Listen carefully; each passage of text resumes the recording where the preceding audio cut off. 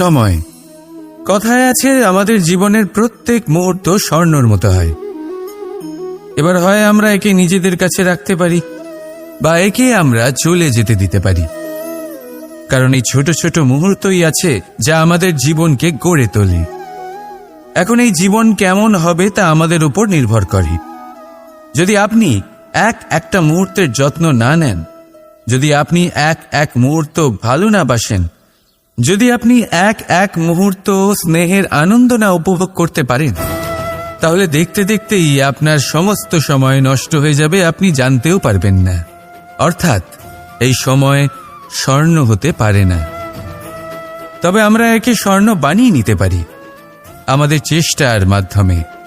এই সময় শুধু একটি লাঙল যা মাটির সাথে লড়াই করতে পারে, আর কিছু নয়। একটা অত্যন্ত গুরুত্বপূর্ণ কথা মনে রাখবেন, আপনার কাছে শুধু সময় আছে। এবার আপনি এটা দিয়ে স্বর্ণ বানাবেন না ঘুমিয়ে স্বপ্ন দেখে একে নষ্ট করবেন, সিদ্ধান্ত আপনারই। রাধা রাধা। অনেক সময় মানুষ এই কথায় দুঃখ পান যে কেন বারবার তার ক্ষমতার ওপরে সন্দেহ প্রকাশ করা হয়, কেন বারবার তাকে পরীক্ষা দিতে হয়। কেন জিজ্ঞেস করে, এটাই কি আমার ভাগ্য যে একাধিকবার আমার ক্ষমতা আমাকে প্রমাণ করতে হবে? মানুষ মনে করে এ হলো দুর্ভাগ্য। আমি মনে করি এ হলো সৌভাগ্য। কিভাবে? সন্দেহ কার ওপরে করা হয়? সোনার বিশুদ্ধতাকে নিয়ে, লোহাকে নিয়ে নয়। বিশুদ্ধতার নিরিখে বারবার তাকে পরীক্ষা করা হয়, তামাকে করা হয় না। রত্নকারের আঘাত হীরেকে সহ্য করতে হয়, কোনো কাঁকরকে নয়। সেই জন্য নিজের ভাবনাকে ধনাত্মক করে তুলুন। জীবনে যত পরীক্ষায় আসুক না কেন, হাসি মুখে তার সম্মুখীন হন, তাতে উতলা হবেন না। আর তারপর দেখবেন আপনার অন্তরের এই রত্ন আপনার জীবনকে উজ্জ্বল করে তুলবে। তাহলে আসুন আমার সাথে ভালোবেসে বলুন, রাধা রাধা। কখনো কোনো বনে আপনি আগুন লাগতে দেখেছেন? এমন ভয়ানক আগুন লাগতে পারে সমস্ত বন জ্বালিয়ে দিতে পারে। সেখানে যে বনস্পতি পাওয়া যায়, সেখান থেকে যে ঔষধি পাওয়া যায়, সব কিছু নষ্ট হয়ে যায়। যে পশু পাখি পাওয়া যায় বেশিরভাগই নিজের প্রাণ হারিয়ে ফেলে, আর যারা বাকি থাকেন তারা নির্বাসিত হন। কিন্তু কখনো ভেবে দেখেছেন এই বনে আগুন লাগে কি করে? ছোট ছোট শুকনো পাতার কারণে, শুকনো ডালের কারণে, সেইগুলো যেগুলো কখনো গাছের অংশ ছিল। সবসময় মনে রাখবেন, গাছ আমরা কুড়ুল দিয়ে কেটে থাকি, কিন্তু গাছ কখনো কুড়ুলের ডগা দিয়ে কাটা যায় না। বরং এই যে হাতলটা আছে, তাতে যে শক্তি লুকিয়ে রয়েছে, এই শক্তির দ্বারা গাছ কাটা হয়। এবার বলুন, এই যে হাতল, এ কি দিয়ে তৈরি হয়? স্বয়ং গাছের দ্বারাই। এর থেকে আপনি কি শিক্ষা পেলেন? যদি কেউ আপনজন হন, যে আপনার কোনো দরকারে লাগছেন, সেই কারণে তাকে নিজের থেকে দূরে করবেন না। যদি তার সাহায্যের প্রয়োজন হয় তাহলে তাকে সাহায্য করুন, যদি তার সঙ্গের প্রয়োজন হয় তাহলে তাকে সঙ্গ দিন। নিঃস্বার্থভাবে আপনজনদের বিকাশের পথে নিয়ে যান। নিজের স্বার্থ অনুসারে আপনজনদের নিজের জীবনে রাখবেন না। আসুন আর আমার সাথে ভালোবেসে বলুন, রাধা রাধা। প্রকাশ কার মধ্যে থাকে? সূর্য। শীতলতা কার মধ্যে থাকে? চন্দ্রমার মধ্যে। এবার যদি সূর্যের মধ্যে প্রকাশ না থাকে কি হবে? অন্ধকার। যদি চন্দ্রমার মধ্যে শীতলতা না থাকে তাহলে কি হবে? মহা অন্ধকার। সবকিছু অন্তরে আছে, শুভ ভাব আর সত্যতা প্রত্যেকটা মানুষের অন্তরের মধ্যে থাকবেই থাকবে। যদি এটা না থাকে তাহলে জেনে রাখুন কিছুই নেই। যেমন একটা প্রদীপ যা জ্বলছে, যা প্রকাশ দিচ্ছে, অন্ধকারে আমাদের পথ প্রদর্শন করছে। কেন জ্বলে? কারণ ওর মধ্যে একটা সলতে আছে যা জ্বলছে। সলতে কেন জ্বলে? কারণ তার ভিতর ঘি আছে যা ওই সলতেকে জ্বলতে সাহায্য করে। সবকিছুই আমাদের মনের ভিতরেই রয়েছে, ভালো ভাব এবং সততাও। এই নিয়েই কর্ম করতে থাকুন আর জীবনের সামনে এগোতে থাকুন। সমস্ত জীবন আলোকিত হয়ে উঠবে। আসুন আর আমার সাথে ভালোবেসে বলুন, রাধা রাধা। ভক্তি আর শক্তি, এই দুইয়ের মধ্যে সম্পর্ক অত্যন্ত সরল। মানুষ ভক্তি করেন যাতে তিনি শক্তি লাভ করতে পারেন, আর শক্তি লাভ করার পরে ভক্তিভাব ভুলে যান আর শক্তির প্রতি আসক্তিতে মত্ত হয়ে যান, আর সেখান থেকেই তার বিনাশ শুরু হয়। কেন? কারণ ভক্তির দ্বারা প্রাপ্ত শক্তি অন্য কারোর হিতের জন্য ব্যবহার করতে হয়, অন্য কারোর মঙ্গল করার জন্য ব্যবহার করতে হয়, কারোর বিনাশের জন্য নয়। এবার যদি আমি আপনাদের একটা উদাহরণ দিয়ে বোঝাই, তাহলে কোদাল দিয়ে আমরা মাটি কোপাতে পারি, একটা গর্ত খুঁড়তে পারি যাতে একটা নতুন বৃক্ষ জন্ম নিতে পারে, একটা বৃক্ষ যা অন্য জীবকে ফল প্রদান করবে, যাত্রীদের ছায়া প্রদান করবে। কিন্তু এই কোদালের ব্যবহার যদি আমরা অন্য কারোর ক্ষতি করার জন্য করি, তাহলে ক্ষতি শুধুমাত্র আমাদেরই হবে। তাই জীবনে যদি আপনি কোনো শক্তি লাভ করেন, হয়তো ভক্তির দ্বারা বা অন্য যেখান থেকেই হোক, তার সদ্ব্যবহার করতে শিখুন, নয়তো এই প্রাপ্ত শক্তি আপনার পতনের কারণ হয়ে দাঁড়াবে। তাহলে আসুন আমার সাথে ভালোবেসে বলুন, রাধা রাধা। পঞ্চমহাতত্ত্ব, পঞ্চমহাভূত, এদের বিষয়ে আমি আপনাদের সবকিছুই বলে দিয়েছি। কেন? এরা আমাদের জীবনের সব থেকে বড় শিক্ষক। আর এদের থেকে আমরা কি শিক্ষা পাই? নিশ্চিত রূপে এই পঞ্চমহাতত্ত্ব আমাদের দেহের নির্মাণ করে, কিন্তু একটা ষষ্ঠ মহাতত্ত্ব রয়েছে, এমন এক তত্ত্ব যার না কোনো ভার আছে না কোনো পরিমাণ আছে, কিন্তু তা হলো অত্যন্ত গুরুত্বপূর্ণ, ভাবনা। কেউ একে আত্মা বলে, কেউ একে বিবেক বলে, কেউ একে প্রাণ বলে, আর কেউ বলে চেতনা। এবার এই চেতনা যখন পঞ্চমহাতত্ত্বের সাথে জুড়ে যায়, এক হয়ে যায়, তখন মানুষের জীবনের নির্মাণ হয়। এবার আপনার দেহের নির্মাণ জন্ম থেকেই পঞ্চমহাতত্ত্ব করে দেয়, কিন্তু এই ভাবনা, এই চেতনা, একে আপনি নিজেই এগিয়ে নিয়ে যেতে পারেন। একে দিশা দেখাতে হবে, এর বিকাশ আপনাকেই করতে হবে। কিভাবে? তা আপনার ওপর নির্ভর করছে। আপনি এর সদ্ব্যবহারও করতে পারেন, দুর্ব্যবহারও করতে পারেন। এমন এক দিশা দিতে পারেন, এমন সদ্ব্যবহার করতে পারেন যে আপনি নিজেই কোনোদিন ভগবত গীতার জ্ঞান দিলেন। এমন দুর্ব্যবহার করতে পারেন, এমন দিশাও দিতে পারেন যে আপনি হয়তো শকুনের মতোই মহাভারত রচনা করলেন। এই চয়ন আপনারই। শুধু এই চেতনার শুদ্ধতার দিকে বিশেষ নজর রাখতে হবে। যদি এই চেতনা শুদ্ধ হয়, তাহলে প্রেম থাকবে, আর যদি এই চেতনা অশুদ্ধ হয়, তাহলে বিদ্বেষ হবে। আর আমার মতে সুখ এবং শান্তি প্রেমের দ্বারাই লাভ হবে, বিদ্বেষ দ্বারা নয়। তাহলে আসুন আর আমার সাথে ভালোবেসে বলুন, রাধা রাধা। এই ব্রহ্মাণ্ড কত বৃহৎ, তাই না? যার সম্মুখে এই পৃথিবীকেও একটা বিন্দুর মতো মনে হয়। আর এই পৃথিবীতে আমরা কে হই? আমাদের আকার কি রকম? আমাদের অস্তিত্বই বা কি? যখন আমরা এভাবে ভাবি, তখন মনে হয় আমরা কিছুই নই। তা আমরা যখন কিছুই নই, তাহলে আমরা এত চিন্তা করি কেন? কি ভেবে ভয় পাই? কাকেই বা এত ভয় পাই? কে আমাদের মারতে পারে, আর কেই বা আমাদের জন্ম দেবে? আত্মার আসলে না কখনো জন্ম হয় আর না কখনো মৃত্যু। আত্মা শুধুই শরীর বদল করে। আপনি, আমি, আমরা সকলে এই শরীর নয়, আমরা হলাম আত্মা, যা হলো পরম আত্মার পরম অঙ্গ। সেই জন্য মনে রাখবেন, বাইরের কোথাও দেখবেন না, নিজের অন্তরের গভীরে গিয়ে দেখুন, আত্মাকে উপলব্ধি করতে শিখুন।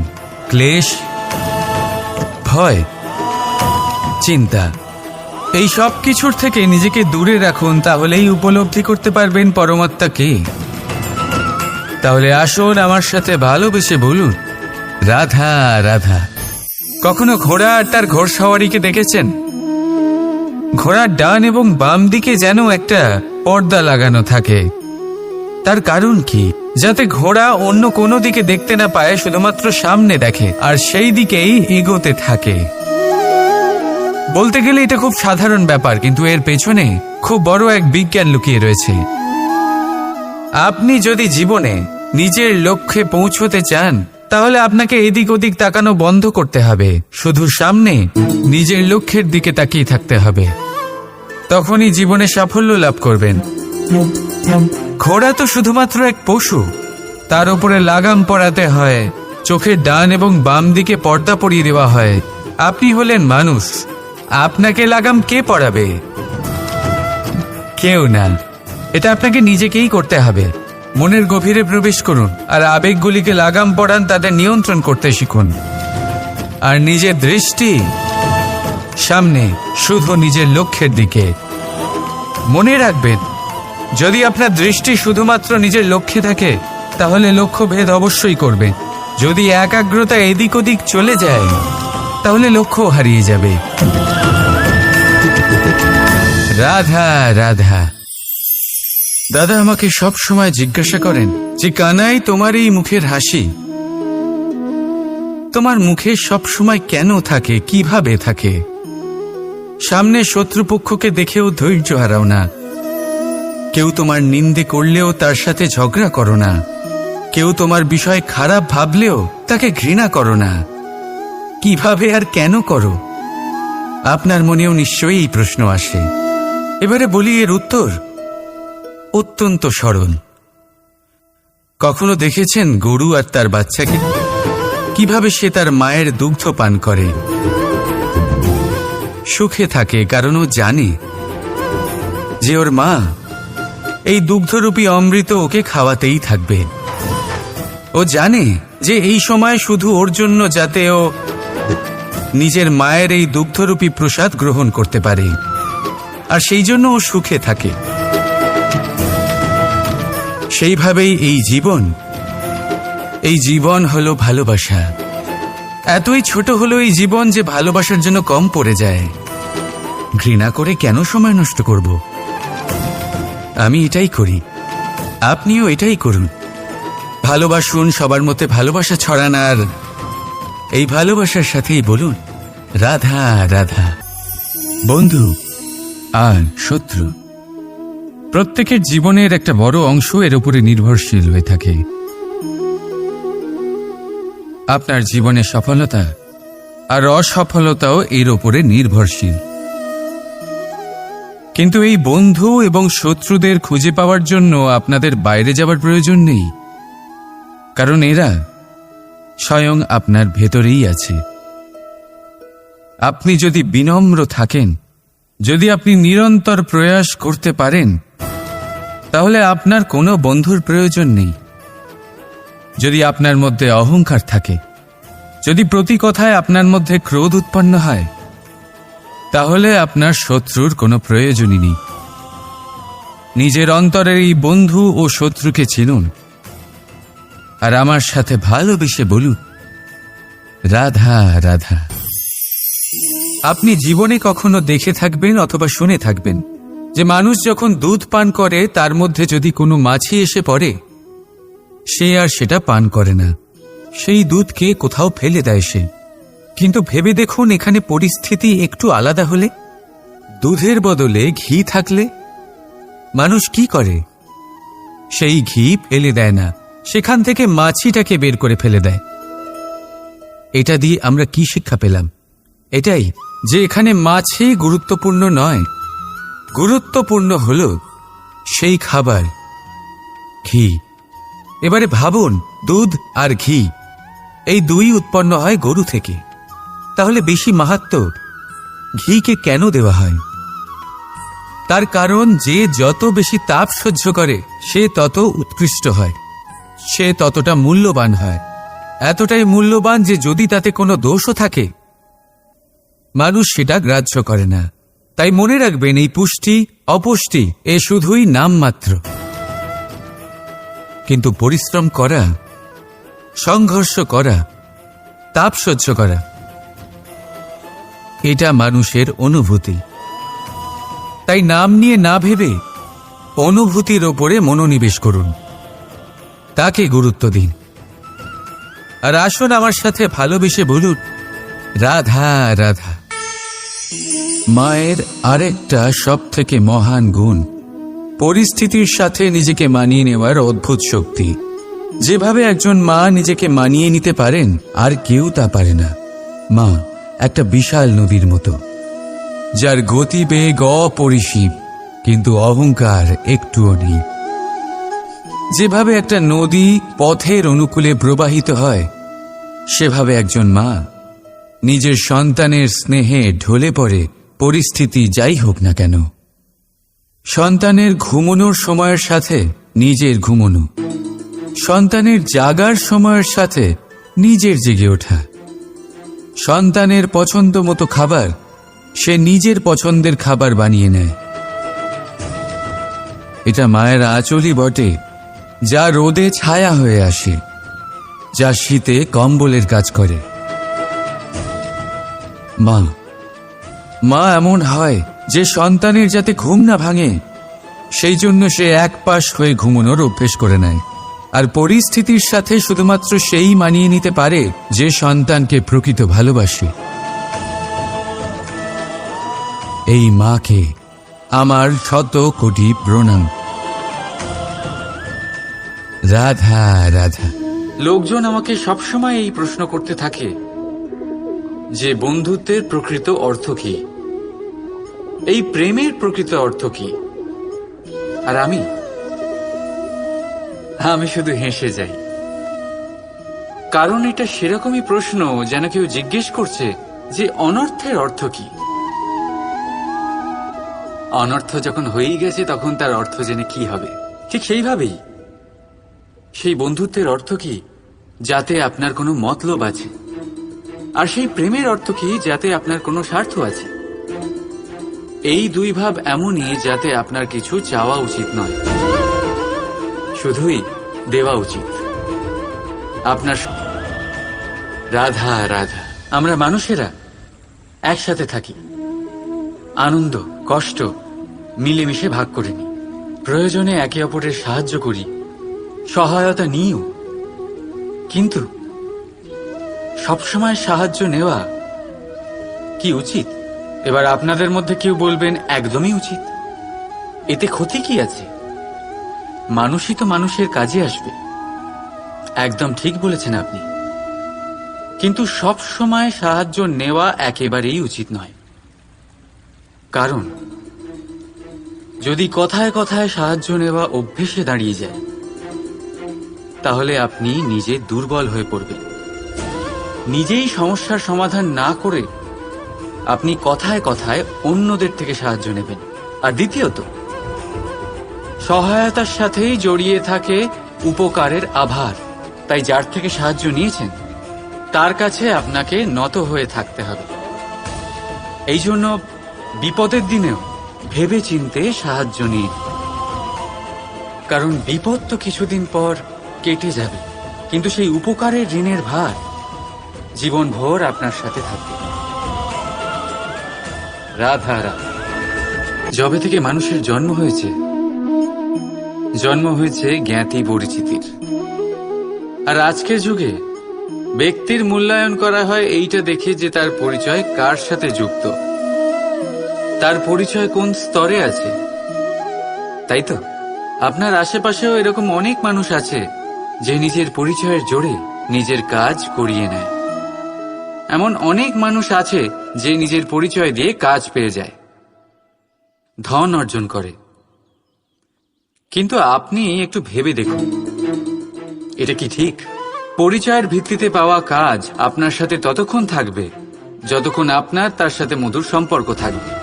সম্পর্কে ছেদ হলেই কাজ বেরিয়ে যাবে আপনার হাত থেকে। তাহলে কি করা যায়? এর উত্তর হলো কাজ। নিজের কাজ মন দিয়ে করুন, নিজের কাজ নিশ্চিত হয়ে করুন, কারণ পরিচয়ের ভিত্তিতে পাওয়া কাজ বেশি সময় থাকবে না, কিন্তু কাজ থেকে পাওয়া পরিচয় যুগ যুগান্তর ধরে থাকবে। রাধা রাধা। মানুষ যখন জন্মগ্রহণ করেন আর মানুষ যখন এই সংসার ত্যাগ করে চলে যান, এর মধ্যভাগকে জীবন বলা হয়। আর এই জীবনে সবাইকে লড়াই করতেই হয়, কখনো শিক্ষার জন্য, কখনো কাজের জন্য, কখনো বা বাস্তবে যুদ্ধ করতে হয়। কিন্তু এই লড়াইয়ের সম্মুখীন হওয়ার জন্য প্রকৃতি আমাদের আরো একটা গুণ প্রদান করেছে, প্রয়াস। কখনো কোনো ছোট বালককে দেখেছেন? না কিছু বলতে পারে, না কিছু বুঝতে পারে, কিন্তু নিজের হাঁটুতে ভর দিয়ে সারা বাড়ি ঘুরে দেখার প্রয়াস করে। দাঁড়িয়ে ওঠে, পড়ে যায়, আবার দাঁড়িয়ে ওঠে, আর শেষ পর্যন্ত সে ঠিক হাঁটতে শিখে যায়। রাধা রাধা।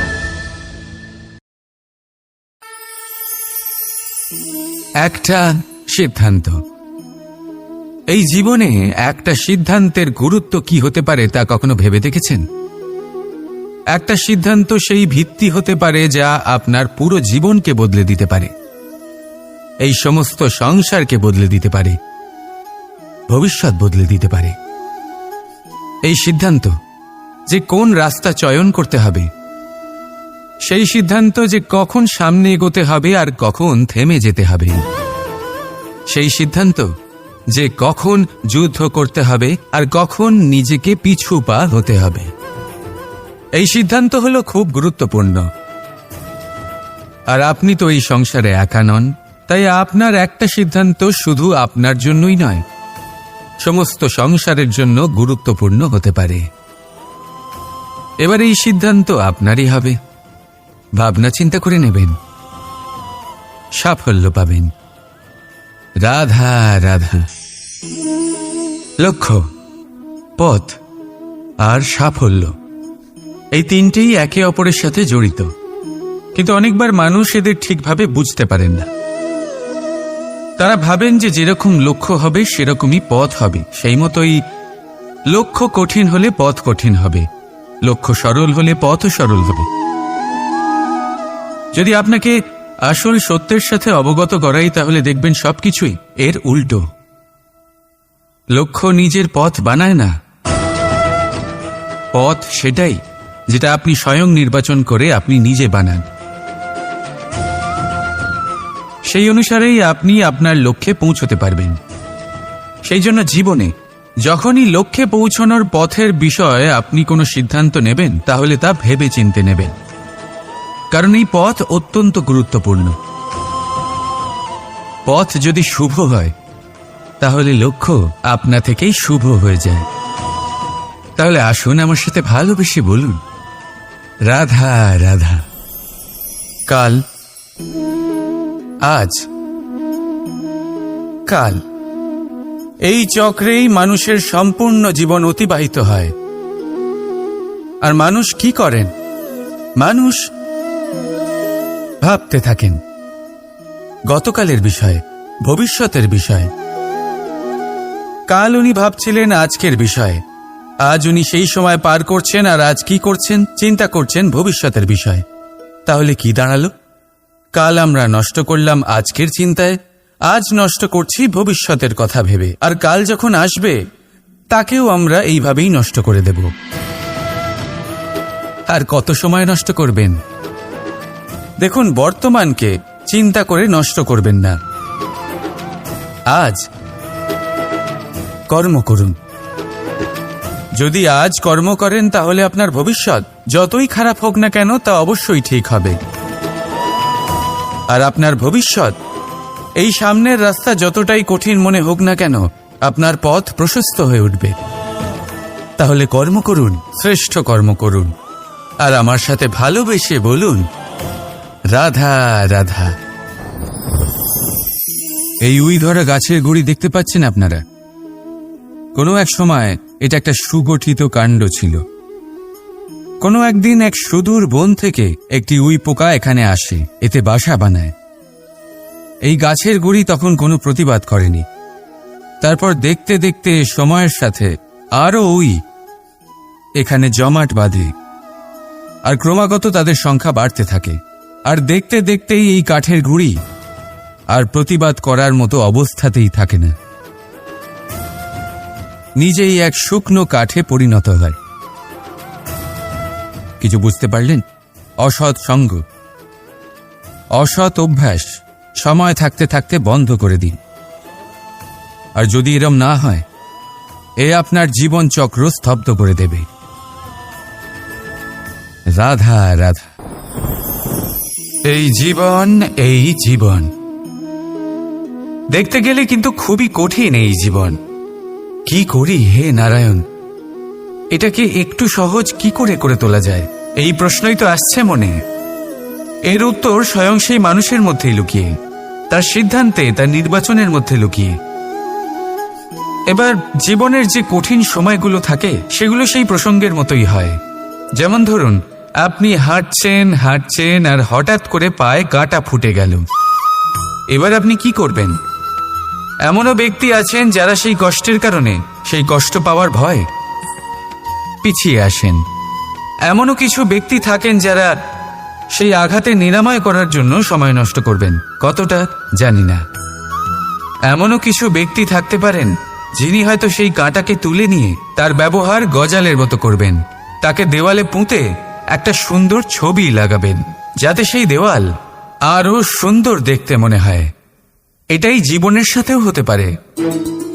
এবার দেখুন, জীবন হলো কঠিন নাকি অত্যন্ত কঠিন সেটা গুরুত্বপূর্ণ নয়, সেটাকে সরল করার জন্য আপনি কি করছেন সেটা গুরুত্বপূর্ণ। জেনে রাখুন, আমরা সবাই মরণশীল, আমাদের সবার মৃত্যু হবে, প্রত্যেককেই এক না একদিন অবশ্যই মরতে হবে। এবার যখন সেটা হতেই চলেছে, তাহলে ভয় কেন পাব, চিন্তা কেন করব? দুশ্চিন্তা করলে কি এর সমাধান হয়ে যাবে? কখনোই নয়। যা প্রারব্ধ তা হবেই।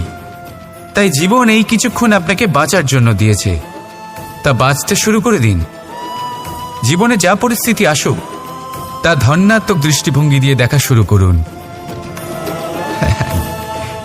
এটা যদি আপনি শিখে নিতে পারেন, তাহলে আপনার এই জীবন সুখ ও প্রসন্নতা দ্বারা ভরে উঠবে। আর এই প্রসন্নতাই আপনি বলবেন, রাধা রাধা। মানুষ জীবনে তিনটি কাজ অবশ্যই করে থাকে, কিছু দান করে, কিছু গ্রহণ করে, আর কিছু ত্যাগ করে দেয়। এটাও ভাবতে থাকে যে এটা করলে কিভাবে করবে। দেবার জন্য পর্যাপ্ত ধন নেই, নেবার জন্য সংসারে অত স্নেহ নেই, আর ত্যাগ করার জন্য জীবনে এত সুখই নেই, তাহলে কিভাবে করবে? আসলে আমরা বস্তুগত চাহিদা অর্জনে এত ব্যস্ত হয়ে পড়ি যে আমরা বুঝতেই পারি না যে কি নেবার আছে, কি দেবার আছে, আর কি ত্যাগ করার আছে। তাহলে আজ আমি আপনাকে বলেই দিই, মনে রাখবেন এই তিনটে গুরুত্বপূর্ণ গুণ, তিনটে গুরুত্বপূর্ণ কথা। দেবার জন্য আছে দান, নেবার মতো আছে জ্ঞান, আর ত্যাগ করার মতো আছে অহংকার। যখন আপনি দান করতে শিখে যাবেন, জ্ঞান অর্জন করার শক্তি আপনা থেকেই আপনার মধ্যে চলে আসবে। আর যখন এই জ্ঞান আপনার মধ্যে প্রবেশ করবে, অহংকার আপনা থেকেই আপনার থেকে দূরে চলে যাবে। যে ব্যক্তি এই তিনের মধ্যে ভারসাম্য বজায় রাখতে পারে, তার বর্তমান, ভূত, ভবিষ্যৎ, লোক, পরলোক সব কিছু শুধরে যায়। যেই দিন আপনি দান করতে শিখে যাবেন, জ্ঞান আহরণ করতে শিখে যাবেন, অভিমান